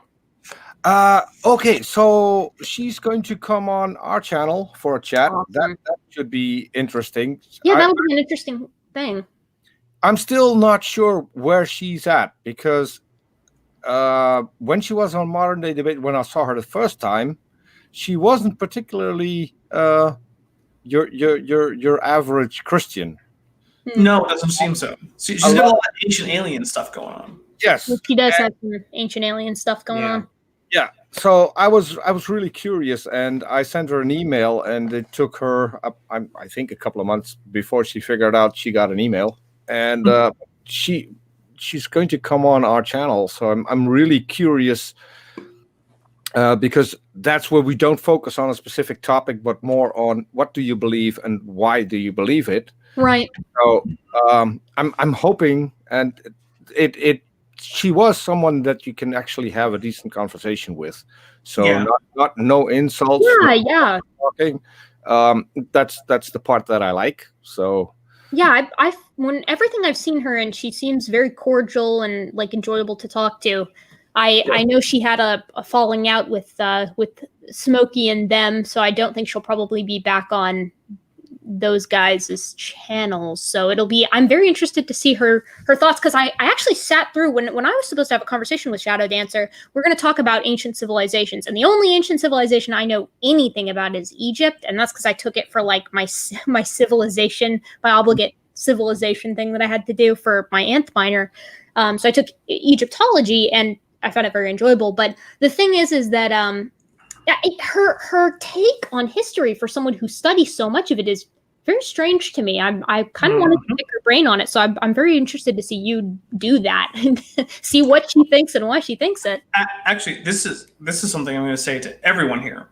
If Shadow Dancer gives you some Egyptology craziness, send it my way, because I am someone who's capable of, at least with some effort, translating hieroglyphics. Yeah, hieroglyphics. So, yeah, that's a thing I can do. Okay. Dapper, I only have one response to that. So eyeball, ibis, etc., scarab. Exactly. Actually, I did that for a paper of mine in one of my, like when I was a freshman. You know, you had to take like the fundamentals of history course. Oh yeah. To be a history major, and so one of the things we did was like, okay, let's examine a source that people misrepresent badly. And almost everyone did like, oh, here's some journal from like the American Revolution or something, like something that's boringly in English, in modern English, whatever. I'm like, no, I'm going to go to that weird light bulb carving in the Temple of Hathor in Dendera. Oh, that one. Oh, yeah. Right. I went straight there and I sat there. That isn't that in like Hellenistic times? I don't remember off the top of my head. But I do remember that I sat there with my Egyptian grammar. I seem to think it's fairly late. It's the late Pharaonic times. It's not ancient Egypt. I mean, that may be. I don't remember off the top of my head. But I sat there and I translated a large section of the hieroglyphics. Right? You know, Dapper. There you go. Yeah, there was a time when I could read hieroglyphs as well. We had to take an exam where we had to like translate Middle Egyptian hieroglyphs, and it wasn't that bad. But the only thing I remember from it is like what a cartouche is, and like the cartouche circle means it's a king's name, and I don't remember anything else. It's largely phonetic. You don't remember the monosyllabic signs? No, I don't remember. Oh, that's disappointing. F in the chat for Erica's ability to read hieroglyphics. Seriously, F in the chat. Yeah, if you don't know what the placenta or the hand means, I mean. No, my favorite was because when I remember, I very distantly remember kind of how to spell my name. I know it has an owl in it. I'm pretty sure it has like a bowl of water. I felt really bad for some people because do the Egyptians have a poop emoji? Well, their hieroglyph names would be like bowl of water, staff, water lines, reed. And I was like, wow, what a non-based name. That's so lame. Well, I do have a question. So we all know that there is a hieroglyph that has Thunderbird 2 in it and a helicopter. So what do those mean? Oh, the helicopter. I can answer this. All right. So when you see hieroglyphic inscriptions in ancient Egypt, when they were first inscribed, they would have been painted in, right?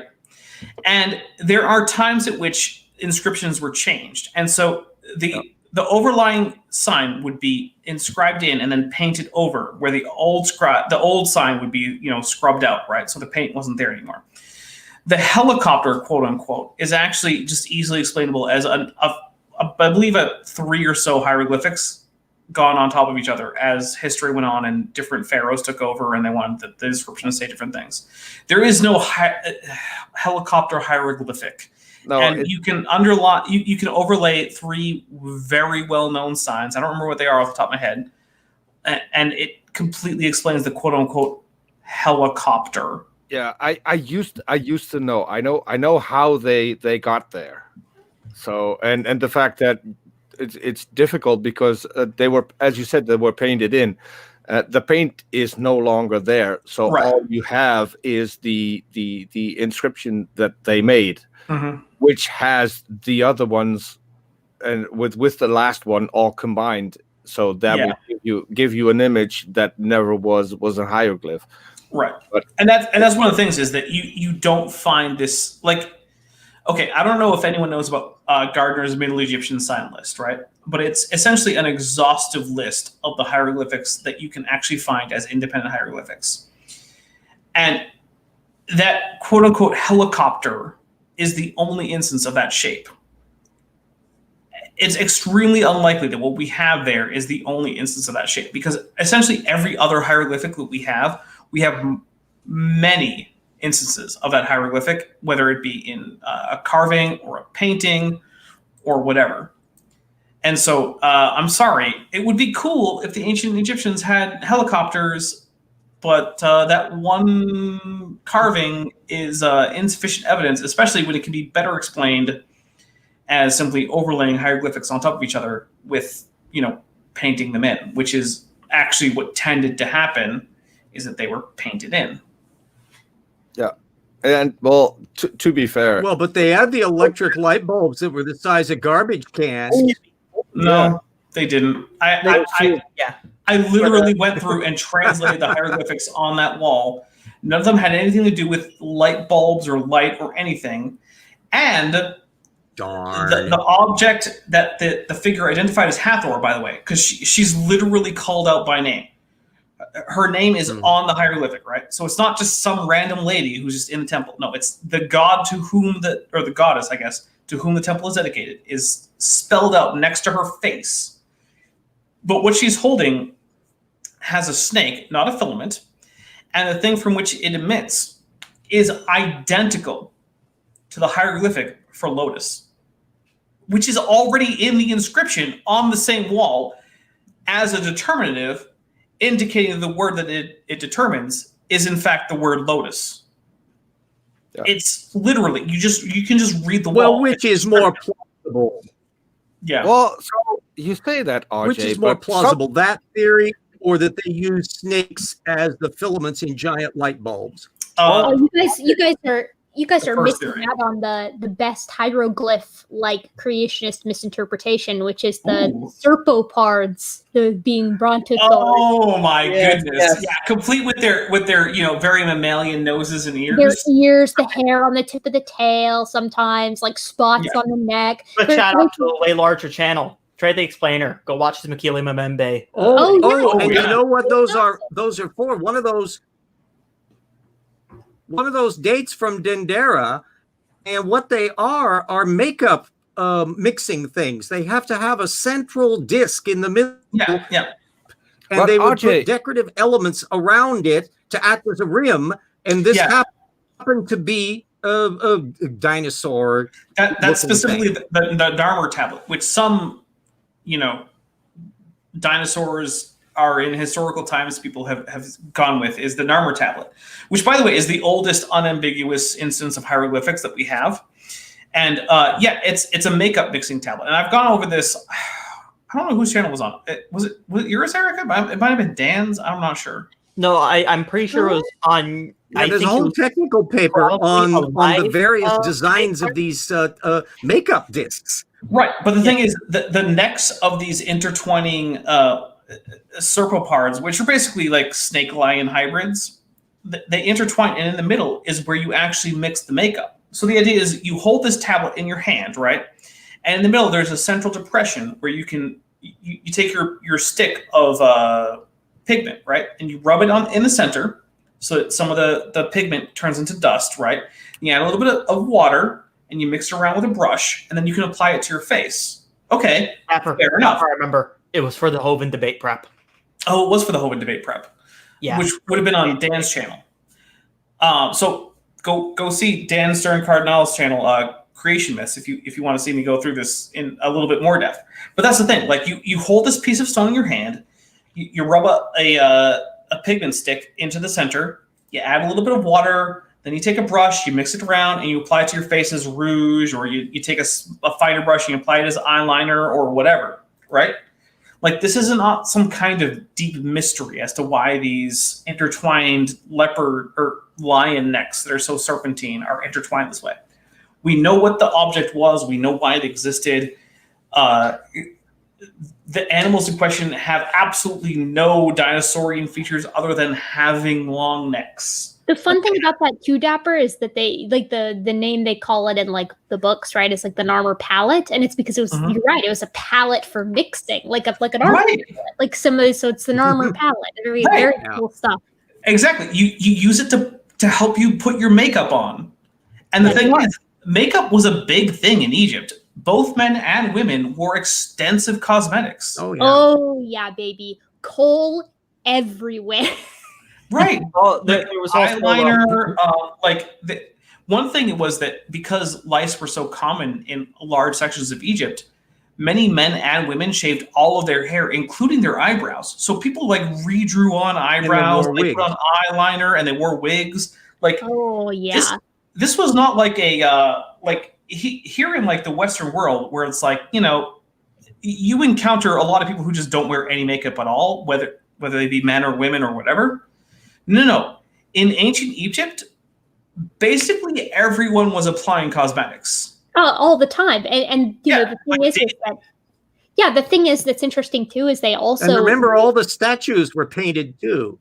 Oh yeah, well, and I mean the pyramids were covered in limestone, like beautiful white limestone. It would have been amazing to see. Like, but the various things we're seeing them with all the paint rubbed off. But all of that would have been highly decorated. The same thing with the Greeks. The Parthenon was bloody gaudy when it was new. Oh yeah. Oh, yeah. Like all those white marble statues you see from ancient Greece, when they were new, they were painted in detail with all sorts of paint to make them look like really gaudy. Okay, I'm gonna use an analogy. Think of a 40K miniature. You would. Apologies for language. Yeah, the ancient gray. The ancients of any given society were just like flamboyantly eccentric when it came to like doing weird, colorful things. Like they just, you know what? I imagine if you spend all your time like wondering if you're going to make it like the next year, you know, if you're like a peasant class person, like you might as well invest in some color. Yeah, have some fun, right? Have some fun. Well, I know. Well, that's what even in more recent times, when the Victorians found out how to do a new style printing and new inks, they just went berserk with it, dangerously so, because these fabulous greens that were used in a Morris style wallpaper in the 1840s and 50s was laced with arsenic. Yeah. Super dangerous. And then people have started reporting symptoms of arsenic poisoning. It's like, oh, I don't know, must be some new thing. To finish my 40K analogy, take your 4K miniatures, paint them really nicely. Okay, now leave them in the desert for 2,000 years. Yeah, and he better. They're not going to be vibrantly painted anymore. They better be marble too. I mean, the plastic 40K figs are going to melt. Oh, Erica, I have in my apartment right now some metal 40K figures. So. Oh, true. Okay, yeah, I've got some OG out of print 40K stuff. Some nice handiwork by the boys at what's their company? Games Workshop. Games Workshop. No. But Dapper, you just confirmed the whole light bulb myth, because if they're applying cosmetics in those dark rooms, they would have needed light. It And would we be know- light. Yeah, yeah. And we know for a fact that we found batteries in Iraq. So Yeah, Baghdad, I'm just waiting for someone to dig up the extension. Oh, okay. So I Used for actually, electroplating cockroaches. Wait, so, hold up. so in my, oh, sorry. I just want to say I'm not trying to upset you, but Kenny in the chat says fantasy is greater than 40K. I'm willing to debate this. Okay. Does he mean Warhammer Fantasy or does he mean Age of Sigmar? Kenny, you've poked the bear on this one. I can't protect you. Look, here's what I'll say. If you want to say Warhammer Fantasy is better than Warhammer 40K, I'm willing to have a civilized discussion. If you say Warhammer Age of Sigmar is better than 40K, I will fight you. I will help him. Right. Because Okay, Age of well, Sigmar this is getting serious, man. I'm out of here. No, Listen, I'm scared too. So one thing I'll point out about the whole like the lighting is one of the things that ancient astronauts or whatever you want to call them types who do the whole Dendera light bulb thing. One of the things they say is, okay, why aren't there soot marks on the ceilings in this temple in Dendera? You know what the answer is? No. Chimneys? There are soot marks. Yeah, There was Just classic. the Egyptian like government department of antiquities had to sponsor a whole project to clean up the ceilings in this very temple because there was like an inch and a half of soot blocking the ceiling paintings. Oh, that's bloody classic. It's like, why Aren't there any soot marks on the ceilings? It's because they cleaned it off. They literally had to go in there and clean it. I love that stuff. They walked in there like, ooh, what's all this gross shit on the ceiling? let's get rid of it. Yeah, because there's a painting up there. And then after they cleaned it, all the ancient alien people were like, where's the soot marks? It's like it was right there. We have the records of them cleaning it. Like yes. It's like if I just clean my bathroom and you're like, oh, you never used that bathroom before. It's like, no, you just came in after I cleaned the bathroom. Like, what do you want from me? I love that. I love too the general attitude where it's just like they think people who lived thousands of years ago were just dumber than people that live today. Oh, I hate that. No, they were just like if you took them and raised them, and if you took a time machine and plucked, you just kidnapped a young peasant child from ancient Egypt, brought them here, they do just fine. Like they would do fine. Like there's no significant like biological difference between an ancient Egyptian kid and any modern kid, right? Like they're gonna do perfectly fine in modern schools or whatever. Like it turns out brain case size just hasn't changed much in the past 6,000 to 10,000 years. So we're doing okay for ourselves. When I say much, I mean not at all. Erica, are you saying there's a genetic component to intelligence? Because careful there. Oh, listen, I will suplex someone through the table who tries to justify any kind of racism to me using genetics because let's just talk. Let's sit down. Well, there isn't enough human genetic variability for that to be a major. No, it's ridiculous. So. But if you go between different species in homininae, then there is enough genetic variability for that to be a significant factor. Well, humans just aren't very genetically diverse. We've bottlenecked too many times. It's just we're not that great as far as like we're not cheetah level, but we're not doing so hot for ourselves either. I mean, right now we have so many people that legitimately, if we just give it time, genetic diversity will go up. Let's just say this okay, so let's take the actual evolutionary biology definition of fitness. Are there any more fit hominids than Homo sapiens? The thing is it depends on the environment, right? I'm just saying, generally speaking, which hominid group is better than Homo sapiens at producing offspring grandchildren who reproduce?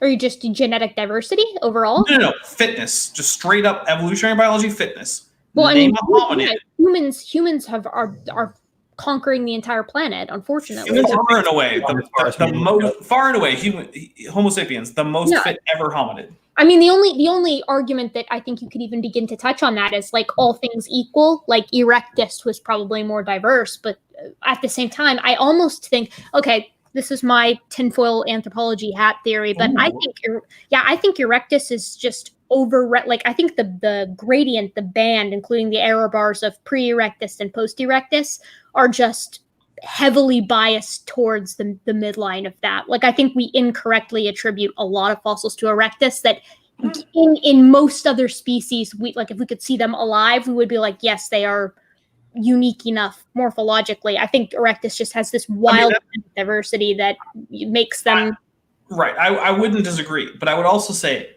like, because remember, we've criticized creationists for misdefining fitness, right? Oh yeah. Oh yeah. If all you want to do is say what is the most fit hominid, and by hominid I mean hominid, like it includes gorillas, chimpanzees, bonobos, orangutans. Yeah, of course. There's more humans than anything else. But what I'm saying is, if we went back in time, like it depended on the time slice you were looking at it, because currently, obviously, it's humans, but probably 300,000 years ago, or maybe even 250,000 years ago, I would bet Erectus was still the most numerous hominid. The most numerous, but if you say, let's take the average Homo erectus individual, how many grandchildren that reproduced does that individual have? I still think that Homo sapiens might actually win. I think you might be right, just because there's a lot of support for like division of labor and the grandmother hypothesis and stuff just being jacked up to 11 in humans. Whereas, like, for instance, one of the reasons why some of the other hominoids have fewer offspring or are less capable of having as numerous offspring as humans can have in our lifetime as females is partially because humans can get help from relatives and friends and family to help rear their offspring to a degree that other hominoids just aren't quite capable of. They still do it, but they don't do it to the degree that we do it. So I'm just going to say, I think I just dropped them. It doesn't matter. You Homo sapiens out there, because I mean, obviously, I'm a Ceratosaurus. Yes, obviously. But you guys have met the technical definition of fitness in a way that I don't think any of your cousins ever did. No. Well, I mean, it's a combination of incredible sociality, high cognition, and technological advancement that allows us to move wherever we want. I mean, we literally just go places where we're not supposed to be. Like, space was like, no humans allowed. And then humans were like, but what if? Well, you don't even have to go to space. Like, okay, so think about Homo sapiens, like just without any technology that doesn't also exist in like Homo habilis or something, right? Were you going to be able to survive as a naked human who can bang flint rocks together? The Rift Valley of Africa basically is about it. Oh yeah. Well, I mean, the thing is, if we're looking at habilis, so it's very interesting. If we're basing like chimpanzee behavior and trying to like map that across to like early Australopithecines, maybe the Ardipiths, maybe late Auroran, then I honestly don't think we give chimps enough credit for what they're doing now. Fair. They are heavily capable, and they're just getting more capable by the day. So I think you have to consider the fact that chimps are 350 to 400, the Australopithecines get up to 5, the Paranthropines get higher. So I think chimps have an archaeological record, which is something that people don't know. Yes, they absolutely do. There's fucking chimpanzee archaeology. That's a thing. Well, they're in their Stone Age. I mean, technically they are in their Stone Age because they're using tools. It's incredible. And they're using a wide variety of tools, which is also very interesting. And when you map that across, I would wager it would probably land around Sahelanthropus auroran, which means we're only steeping that grade as we continue onward. So it wouldn't surprise me at all if habilis could maybe opportunistically utilize fire. We're not talking about an organism that could make its own fire. We have no support for that. But it wouldn't surprise me at all if we, one, found evidence that Hibulus could use fire, and two, it wouldn't surprise me if we had evidence that Sediba could at least utilize it in ways, if not capable of potentially keeping it going for a while before losing it. I just think when we're looking at brain case and coordinating that across with tool use, like we know that chimps have certain behaviors that they utilize when wildfires are around, so they understand what a wildfire is. And we're talking about more than doubling that brain case size. I would just find it very surprising if they couldn't map that with fire, warm. If I take this piece of hot wood and put it near other pieces of hot wood, we can stay warm all through the night and the predators don't come close. But that's speculative.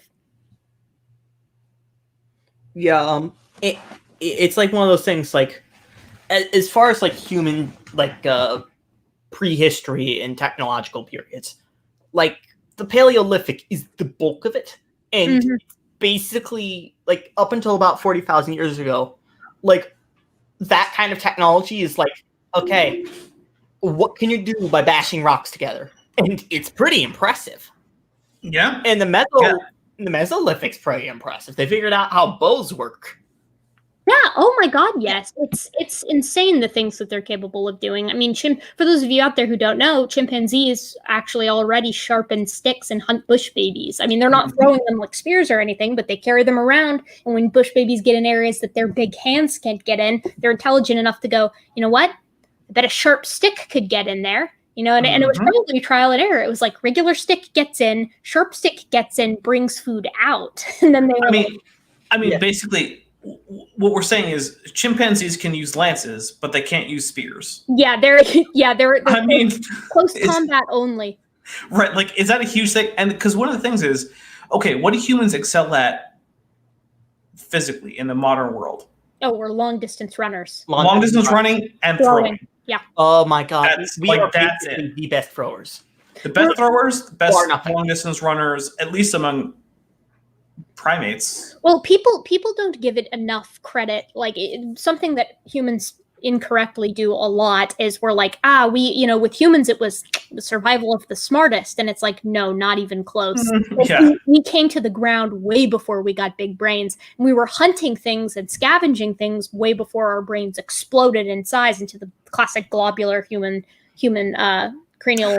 Even watching too much Fuzzrana, because now you're saying globular too much. No, do you know the stupid thing is like, literally, that's why. Like, I was watching Fuzzrana all earlier today, and I know, because I've linked to most of it. I'm the reason you're watching so much of it. I know, I've got Fuzz on the brain. But yeah, we are the scariest kind of predator. We're the kind of predator that follows something until it dies, and no matter how far or how fast it runs, we catch up to it and we kill it with our sharp sticks. It's like, hey, remember that giraffe that I just stabbed with a sharp stick?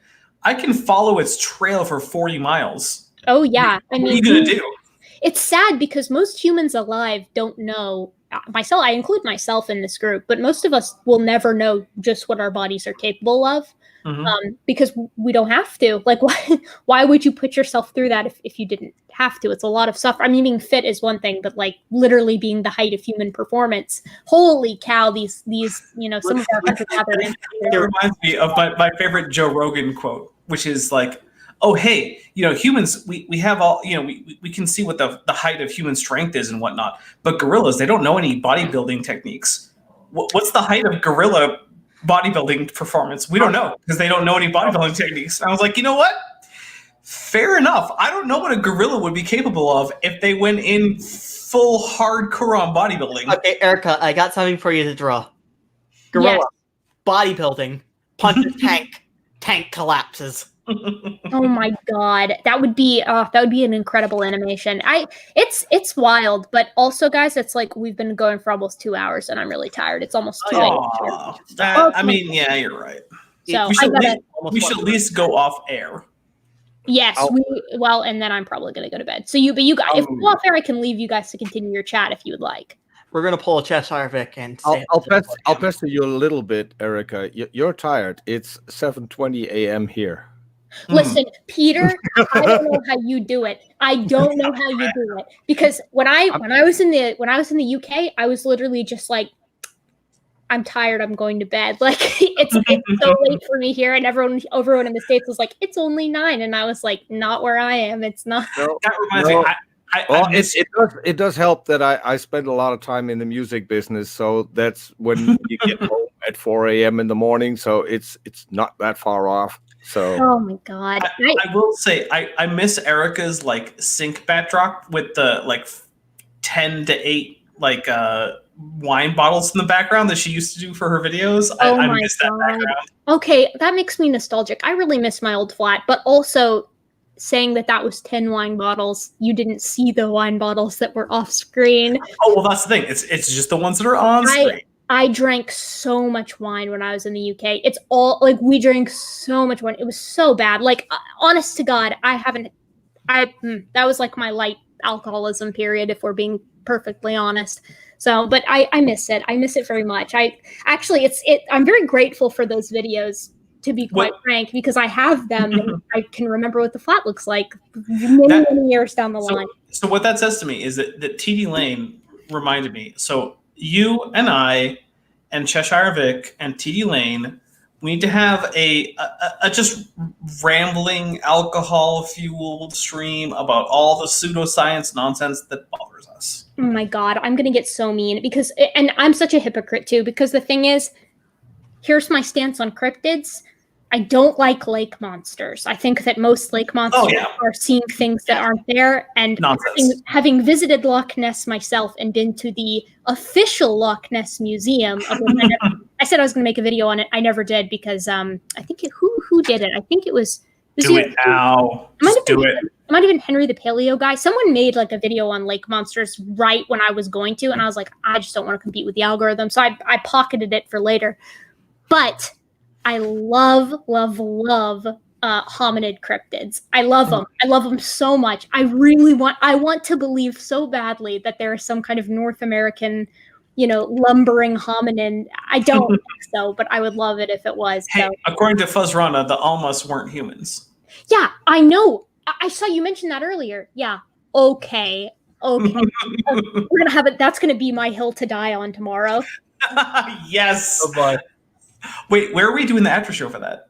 I don't know. We did the after show for Jackson on my channel, but I'd also have a thumbnail. So if we do it on your channel, we can use that thumbnail, so you don't have to make one. I would make one. Are you kidding me? Okay. I would. Well, the most I would request is like send me a Gutsick Gibbon image. You don't even have to alpha mask it because I can alpha mask it myself. Yeah. Okay, dudes, I do actually have to go. Bye, everybody. I'd have that ready for